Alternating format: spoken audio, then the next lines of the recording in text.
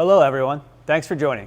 We have a politically charged ephemera and a wide range of uncommon collectibles to share with you tonight. I'm Palmer, the Marketing and Creative Director here at Everything But the House. The crew from our merchandising team and a special guest will be with us tonight. This time capsule of significant collectibles comes from the Baker family in Montville, New Jersey. When Wendy Baker was a little girl, she inspired her father to begin collecting, and now she is prepared to let go of the family home that has been a launching pad for the 3 generations of Bakers and its unique contents. We actually have the auction separated into 2 parts, a wider ranging set of collectibles including license plates, vintage toys, and political ephemera, and another auction focusing specifically on the large and extensive historic political pinback collection. We want to hear from you guys as we go, so be sure guys, chat us and make sure you're commenting and letting us know what you want to hear about, and we'll try to bring it up. So let's quickly jump into some of the most followed items in the sale. Let's start with the collectibles, which actually has a really great traction so far. There are almost 20,000 follows on the sale so far, which is really great for first 3 days. And we actually have follows from every state in the country. So a lot of stuff happening because of this. It's a unique set. And in the unique set, at the top of the list, some Christmas decorations are really floating up there, and we have some crazy iconic those mid-century cats that are at the top of the list, cat clocks, and some other unique pieces up there. There's really so much stuff in here, it's hard to kind of even jump into. Some license plates will come up, and we'll talk about that a bit later. Lots of fun stuff for us to bring up and talk about. And then in the pinback collection, the political pinbacks, there's really just the kind of some marquee names and some pieces that date back quite a ways that are getting a lot of traction. Lincoln, Grant, Roosevelt, those guys are all sitting at the top. And as we go through it, you'll see this collection covers a lot of territory. So with that said, let's jump in and get started and keep on the momentum. So Meredith, let's pick up on a topic that we talked about last week. Come on in. Hi. Hey, Palmer. We talked about Barbies last week and brought some background there. We got another bit of Barbie to talk about today too, right? That's right. All right. So last week we talked a lot about vintage Barbie and the collectability of Barbie and her more approachable friend Midge, but obviously we can't talk about Barbie without discussing Ken, and we were lucky enough to have a great representation of a vintage Ken doll. Seen here. All right. So last week you mentioned that the vintage era Barbies were from the 1960s. When did Ken come into the picture? So Ken arrived during the same time frame, actually in March of 1961. He is named after Barbie founders Ruth and Elliot Handler's son Ken, and first made his debut with Barbie in a television commercial. Right. The first Ken was just clad in red swim trunks with a yellow towel, and he was either a blonde or brunette with blue eyes and plastic hair. Palmer, you actually look like the original Ken doll. What do you guys think? My plastic hair and my blue eyes? No, just the color. So was Ken intended to be Barbie's boyfriend? Well, on again, off again. It's funny because in the 1960s, fictional novels were actually published with backstories for Barbie and her friends, and that's where their relationship was established. All right, so I think the saga continues because I know my daughter's been watching some Barbie saga on Netflix. So what comes in Ken's collection here? It looks like there's quite a bit of stuff. So I love this collection specifically for the depth of his wardrobe. It's not all featured here, but I pulled out some of my favorite pieces. Sure. So this great pair of vintage denim. Really nice denim. Really nice and structured. These corduroys, which were great for fall. We got this great sweater. That's right, and then another style here that's almost like a Letterman. Yeah. And he's got a couple pairs of shoes, some boxing gloves, there's a bowling bag in here. My favorite, these awesome swim trunks. They're very tiny. And there's some great shirts back there. Yes. Those are cool, they're still in the package. Yep, these are amazing because they're still in the packaging. And the print is actually kind of fun. Kind of on trend, really. Yeah. And then it comes with this little booklet here.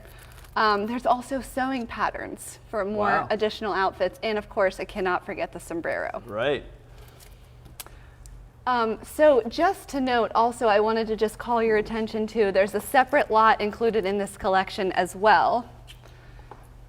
And I'll just grab it here. Oh yeah, right on. And inside this case, I'm not going to open it because it's packed really full, but it comes with a Barbie, Ken, Midge, like we talked about last week, and a lot of clothing and accessories. And then, of course, this amazing carrying in great case. condition, like full case of the whole kit. That's amazing. right.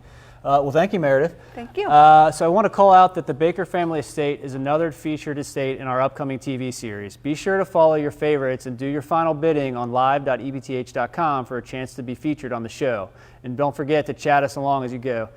So Jen, it looks like you're queued up to talk about some unique bourbon decanters up here. Hi, Palmer. Hello. Yeah, I'm excited to actually feature 3 things this evening that I personally love. Okay. Number 1, bourbon.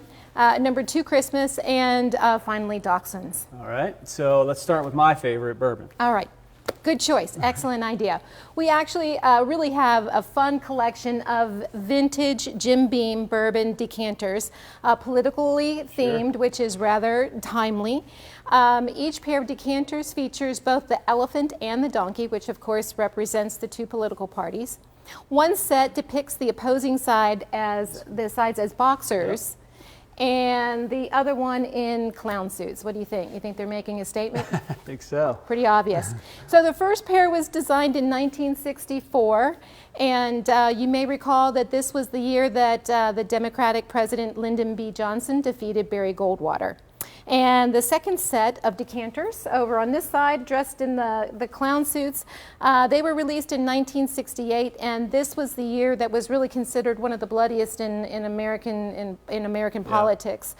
Recall there were several assassinations, very sadly, and violent riots surrounding the Vietnam War. Republican Richard Nixon defeated Hubert Humphrey, and the prevailing attitude towards politics at the time was very distrustful and disrespectful. Sure. So it's interesting and obviously very timely at the present day. 2 more quick questions. Are the decanters full? And what can you tell us about Jim Beam and what's special there? Great questions. Concerning the first, sadly, the decanters are empty. But I'm also glad that you asked about Jim Beam, because Jim Beam, the Beam family, is really actually highly regarded as the first family of bourbon. They immigrated to the United States, German immigrants, in 1740, and about 48 years later they settled in Kentucky, where they grew corn. As you know, the climate and the limestone springs in Kentucky are very conducive to making bourbon. So Jacob Beam used his father's time-honored recipe, and he sold his first barrel of sour mash, it was called sour mash at the time, in 1795, which is really only 3 years after Kentucky became a state. So pretty cool. And they've been doing it ever since. 7 generations later in 225 years. It's a lot of bourbon. I think I know the answer to this, but the donkey and the elephant, how did that come about? Well, I believe that the donkey is associated with the Democratic Party after Andrew Jackson was called a jackass by one of his opponents. All right. He reportedly was amused by the whole thing, and he, really relished the comment and began using the donkey in campaign material, and kind of as an effort to rebuke his adversaries. And so that's how that came about. And then many years later, the Republicans became associated with the elephant after cartoonist Thomas Nash drew a pachyderm in his Harper's Weekly publication referring to President Grant's bid for a 3rd term. And for some reason, the association just stuck. Okay. Yep. A clever turn on the head by Jackson. Thank you. You're welcome. Let's keep going on the political topic. I actually had the pleasure with speaking to EBTH Arts and Collectibles expert Anton Bogdanov. Let's jump to an interview that we did just a little bit earlier and learn more about Anton and the extensive and incredible set of pieces. Well, I've been involved in numismatics and due diligence in the arts and collectibles industry for about 15 years now. 5 of those have been with EBTH. I work as an appraiser and a senior content editor here.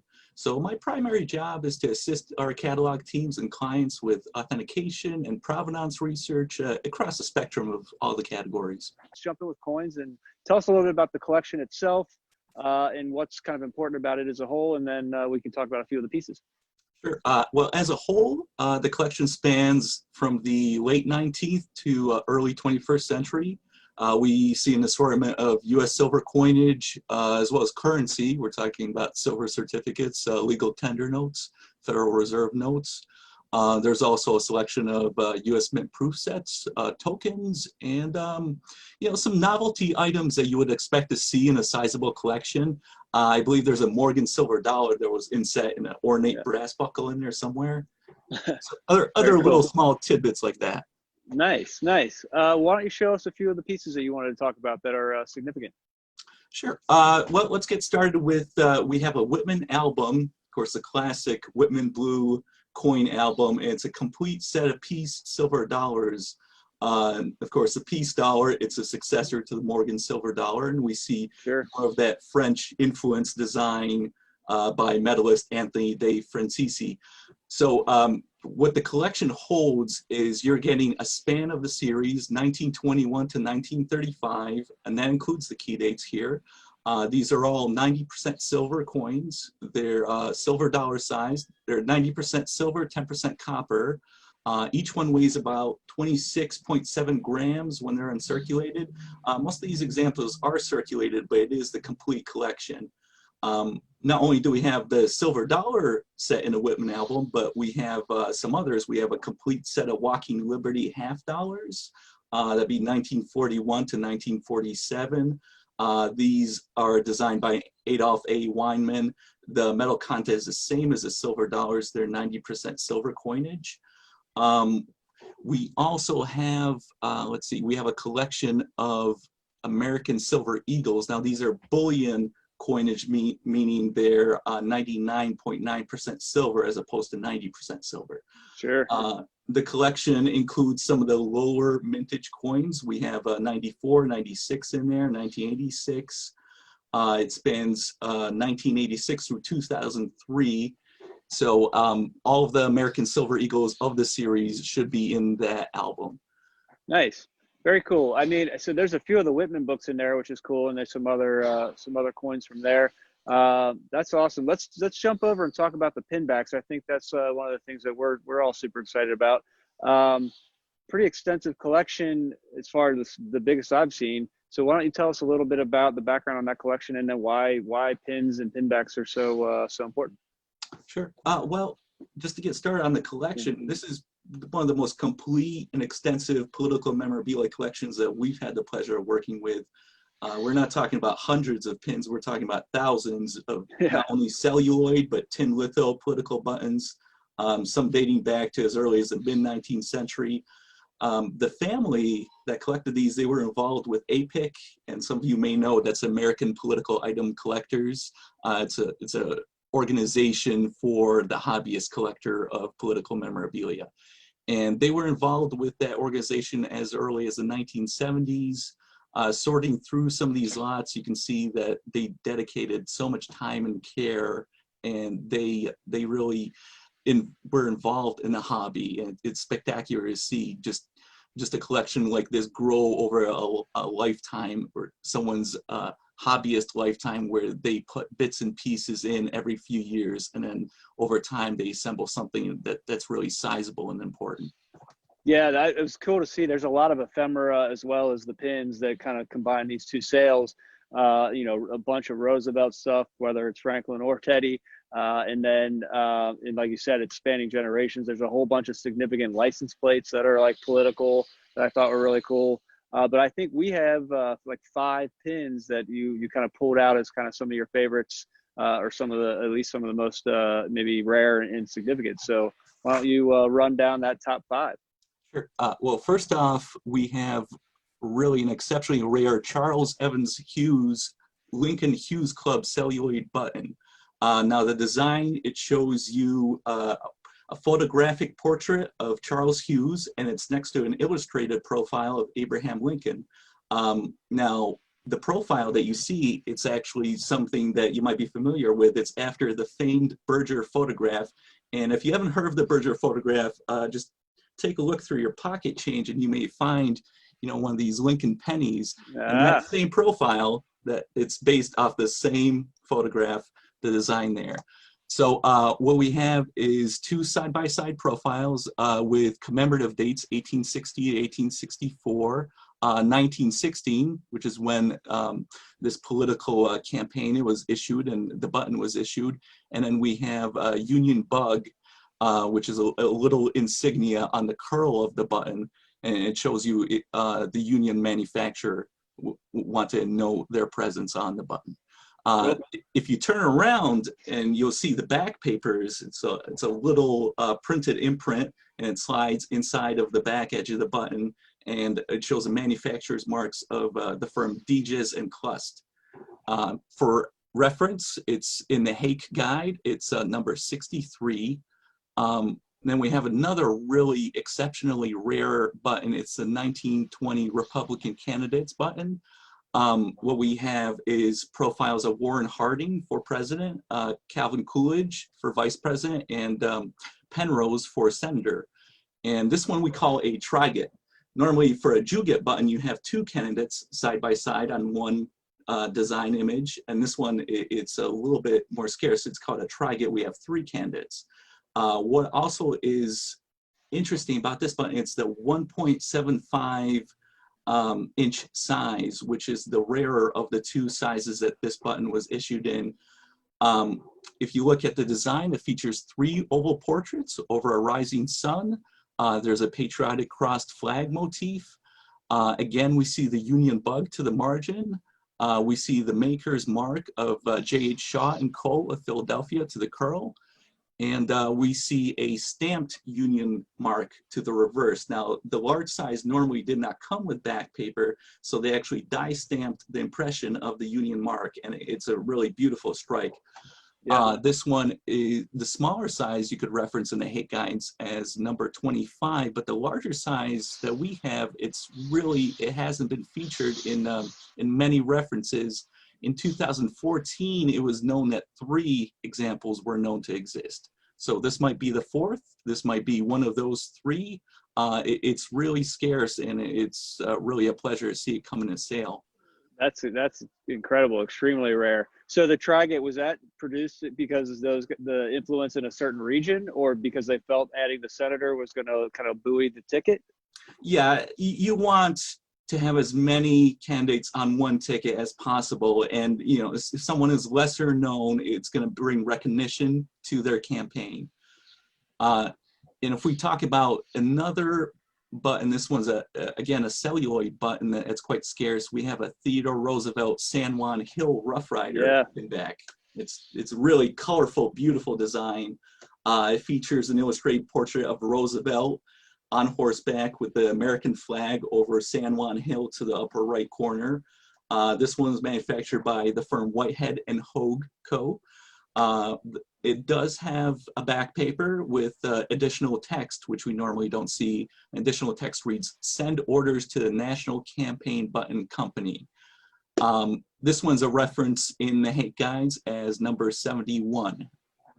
Nice. And so that's Theodore Roosevelt, probably after his legendary charge in San Juan. Yeah, and it's so rare to see him in a Rough Rider uniform on a colorful format design like this. Nice. If going further into sale, we start looking at, we have a Harding and Coolidge 1920 Juget. Like before we had the Triget, now we have the Juget celluloid button with 2 candidates on one design. And what we have is sepia tone portraits of Warren Harding and for his presidential campaign, and then Calvin Coolidge for vice president. On the curl, we have notations for Edmondson and International. And again, for the back paper, we have a manufacturer's mark of Whitehead and Company. So that one's a Hake reference 2009. Now, if we get into some of the more earlier type campaign memorabilia, we have an Abraham Lincoln and Andrew Johnson double-sided ferrule type medal. Instead of a badge, this one's actually a medal. Is meant to be worn on some sort of silk or textile pattern that was worn around the neck.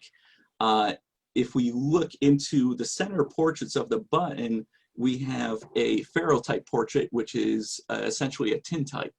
You normally refer to tintypes in cased images. This time it's on a medal, and what's remarkable is it's double-sided. Normally we don't see double-sided ferrule type portraits like this. They don't come up very often. Wow, very cool. looking at some more of the early political memorabilia, we have a Ulysses S. Grant red, white, and blue die-cut star ferrule-type badge. Again, it's the tintype portrait in the middle. There's a portrait of Grant, and it's surrounded by these die-cut impressions where we have colored paper actually inserted into the badge. The paper is remarkable condition. We see what looks to be oak leaves or sprays coming off of the date 1868 at the bottom. It's a remarkable badge that you don't see come up very often in sale. Yeah, And, it's a beautiful piece. The color of the stars with the gold around, and then yeah, it's a very cool button. Absolutely. And you see in the top end of the design, you see 3 linking chain links. So you normally associate that with fraternal orders, and it's just interesting that they were incorporated into the design. Nice, very cool. Well, thank you for sharing all that knowledge. It's you definitely have a grasp of the subject matter, and the references to the guides are super great. So I'm sure the listeners are going to be happy to have those numbers so they can do their due diligence. Appreciate the time today, and we hope to have you on back soon. So cool to have Anton dial in with such great background and share his knowledge with us. There are so many pinbacks in this collection from both parties, and as Anton mentioned, going back quite a few years. Very collectible presidential names like JFK, Lincoln, Taft, McKinley, and Harrison. Let's go ahead and transition into more of the cultural collectibles. Kara, why don't you come out and tell us about Esky from one of my favorite magazines? Sure. So this guy is Esky, and he's the kitschy mascot for the Esquire magazine. He's characterized, as you can see, with this very caricature kind of look, with this handlebar mustache and these bulging eyes. And it looks like he's kind of timelessly dressed in 20th century vibes, so like the fedora and hat combo here. Sure. He's actually from the 1930s, and he first appeared on the cover of the Esquire's second issue in January of 1934, and appeared on every cover engaging in various activities like golfing or sailing or with women, and that was until 1961. Right on. So what happened in 1961? Well, in 1961, his face began dotting the I in the Esquire logo. Okay, and he's still on the cover of the magazine today, right? He's still on the cover, but now he hangs out on the cover spine. Ah, I feel like he's getting demoted, but I'm Maybe glad he's a little still there. bit. I'm glad he's still there. And someone pretty significant was involved in designing him too, right? Yes, he's based on a drawing by the cartoonist E. Sims Campbell, who drew cartoons for the Esquire for years, but was actually the first African-American cartoonist hired by a major magazine. Wow. So impressive. Yeah. And since his creation, he's been produced as display figures in various sizes. You have some more handheld figurines, and then larger ones like we have here, these display figures. So I've always kind of wondered where the character came from, so it's cool to hear the backstory. Thank you. yeah, he's a fun guy. Thank you for that. Jen is going to pop out and share another one of her favorite things. What do you got this time? Well, We already did bourbon, so. we did bourbon, so let's talk about this cute little guy, All this right. little cute little You dachshund. grab him? Yeah, I'll pick him up. He's so stinking cute. Anyway, I promised to feature this little guy, and he's one of my favorite items in the sale, and probably because I've had the great pleasure of being owned by a dachshund for 16 years. And anyone who's had any experience with this breed of dog will certainly recognize the confident stance, the regal profile. He's just a super cute little guy. And he's functional too. He's got this kind of knife edge along the top, which is a must for anybody that's a gardener. You can scrape your boots on him. And since he is made of cast iron, he's got some good heft to him. He can even perform as a doorstop. All right. So anyway, everybody remembers these. You know, they were probably made in the 40s and 50s. And anyway, it's a fun, nostalgic For sure. And item for me. it's quite heavily followed. As it was at the top of the list earlier when we checked in. It's currently got 19 bids, but sitting at $50. So. Well, for good reason. Everybody loves dogs, Palmer. Everybody. I have a Chewini at home. I know. There you go. I'll say So next. that's 2 down. You got 1 more. So All we'll right, come I'll come back out in a back. bit. I'll All come right. back. Let's bring Meredith back out and let's talk about these iconic cat clocks behind me. I did say that right. Yes, so these are California Clock Company Kit Kat clocks. I don't know Really how a you just got through mouthful. that. There are 3 separate lots of Kit Kat clocks in this collection. This bejeweled one up here. This lot comes with 2, a pink one and a black one, and then a poodle clock. These Art Deco novelties originated in 1932 during the Great Depression and were originally designed in Portland by Earl Arnault and manufactured by Allied Clock Company. Right on. The cat is known for its signature wagging tail and rolling eyes and the contagious smile that was created to inspire joy during the Depression. Okay. The clock's design has really only seen a few variations over the years. This is pretty close to original. The very first ones only had 2 paws instead of 4, as you see here. And these are all 4 paws. That's right. Yeah. And then during the 1940s and 50s, they also earned a bow tie, which was actually the period of the most explosive growth for the company. The clock became so popular that it became synonymous with the 1950s in America. Yeah, I mean, I guess that makes sense. It seems like a lot of people recall their parents or grandparents having one of these in the kitchen. I know we sold one recently. We had a post about it on Facebook, and it got a ton of comments. So Yep. Definitely a popular item. Really fun. So during the 1960s, the Allied Clock Company moved to California and was renamed the California Clock Company. It was during this period that some clocks were embellished with crystals, and we have an example of that one up top. And then later in the early 80s, the clock's trademark, Kit Kat, was added to the face of the clock. These clocks are so popular that the manufacturer actually boasts that an average of 1 clock has been sold every 3 minutes over the last 50 years. It's a lot of cat clocks. And they're still so popular here as well because the pink and black lot is actually the most followed item in the entire sale. Another one at the top of the list. That's Yep. awesome. Currently at $17 for the duo. And then this guy looks and like 13 bids. And then what was the bejeweled one? I think it said 73. Yeah. Okay. 19 bids, $73. So cool. Yeah, these things are iconic, and I know a lot of people like to collect them and still hang them today. Let's touch on another cat. Thank you, Meredith. We got a tiger head up here that's standing out, and I guess, hey, Kara, is this another mascot from another company? Yeah, I'm really into mascots tonight, Palmer. Yeah, so like it looks like the Baker family was too. Yeah. And this is from Esso, right? Yeah, this is a great nostalgic piece of Esso memorabilia. It's a plastic tiger head display that probably was mounted on top of a gas pump. And as you probably know, Esso is the trading name for ExxonMobil. Right. And So there's quite a bit of history between Exxon and the tiger and how the imagery kind of evolved. yes, a lot of history. He first became the Esso mascot, in Norway around the turn of the 20th century. Then disappeared for a little bit until the end of World War II, when there was a push for petroleum advertising, and officially made his U.S. debut then. Okay. And at first, he appeared very much like this guy, kind of like a cartoon, and resembled Tigger from Winnie the Pooh, because there was attempts to create this image and culture in this like post-war optimism. Yeah. And they wanted to push this pleasant kind of imagery. And you can see he's fun and cute and Want to make him fluffy. fun and friendly. Yeah, I feel like he needs a name. I feel like he looks like a buttercup. He became really popular over the years, right? I mean, he's still sort of around. As Esso sales really increased, he became the talk of gasoline advertising, actually. And Time magazine even declared 1964 to be the year of the tiger along Madison Avenue.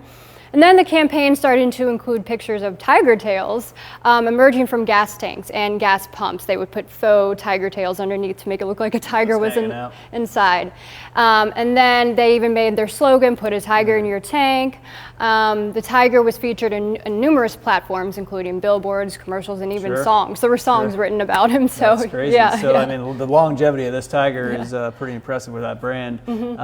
Thank you. Let's switch gears and talk about some vintage seasonal holiday decorations.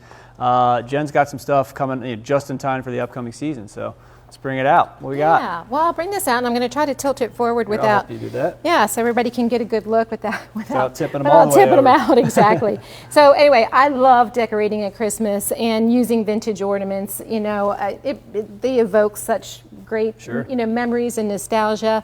And I've got my favorites that have been passed down from my grandparents and parents, and my family. All everybody has their favorite ornament, and it's fun when it comes time to trim the tree. So Anyway, these ornaments are in fantastic condition. You can see that they're in their original boxes, and that's going to make them very desirable to collectors.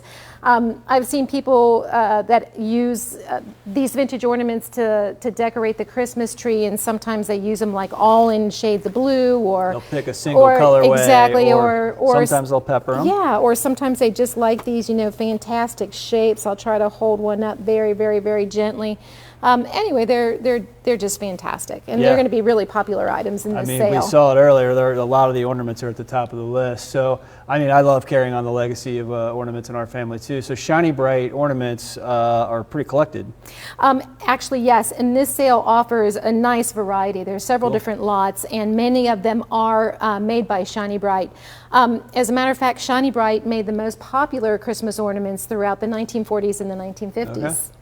And the history of this of the Shiny Bright company is actually rather interesting, and it's a really great example of necessity being the mother of invention. Okay. So as the story goes, a gentleman named Max Eckert had been exporting glass ornaments from Germany in the early 1930s, but considering the political unrest that was brewing, he made the very wise decision and predicted that there might be a disruption in his supply chain if indeed the war broke out. Sure. So in 1937, he approached the Corning Glass Company and asked them to adapt their process for making light bulbs to make these glass ornaments. Wow. He then, in turn, sent them to his factories to be painted by hand.